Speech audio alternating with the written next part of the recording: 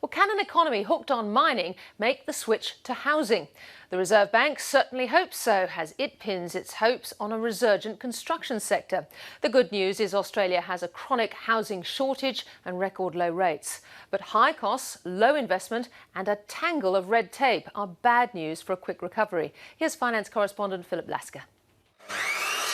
Sydney-based home builder Cape Cod is grateful to still be in business, but its boss, Robert Moorman, has a message for a government hoping home building will take up the slack as the mining sector cools. I think they've got a lot of work to do to actually make that happen. The industry's hardly booming, but these builders are being stifled by skill shortages, compliance costs and banks reluctant to lend. The banks are controlling what's happening, even though interest rates are low. Others say the blame lies with those responsible for pricing new homes out of existence. I think the villains are really local and state governments. Around 45% of all their tax revenue now comes from property, and non-stamp duty property taxes have been growing at 10% per annum since 2002, way in excess of house price growth. Australia's property transaction costs are amongst the highest in the developed world, representing almost 14% of a property's value. Local and state governments are accused of price gouging developers to build infrastructure. What they've often tended to do, or unfortunately often tended to do, is to set those charges at levels that are unreasonable, in some cases at levels that are really no more than a tax on new development. Investment in housing has been flat for a decade. The OECD says costs, taxes and planning regulations are behind Australia's chronic housing shortage.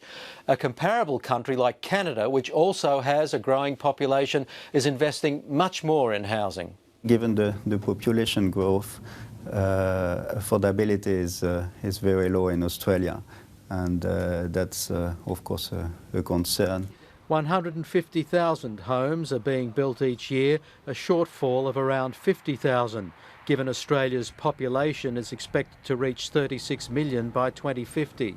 There is regularly a shortage, and the gap is widening every year. With housing investment stagnating, lower interest rates aren't the answer for many hopeful home buyers.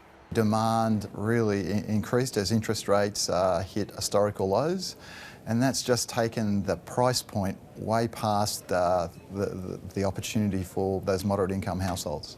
So trends like this don't look like reversing. Home ownership in the youngest age group, 25 to 34-year-olds, is falling more rapidly than other age groups.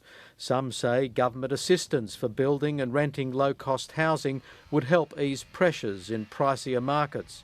Others want to free up more money for potential homeowners or builders by tapping the $1.4 trillion in superannuation money. Way too much capital, as many experts have previously noted, is being allocated to risky Australian shares and global shares. And very little superannuation money is being invested in fixed income and credit that is used to fund infrastructure projects and residential property. The workers at Cape Cod would certainly like to see some of that money. Big problems there for construction.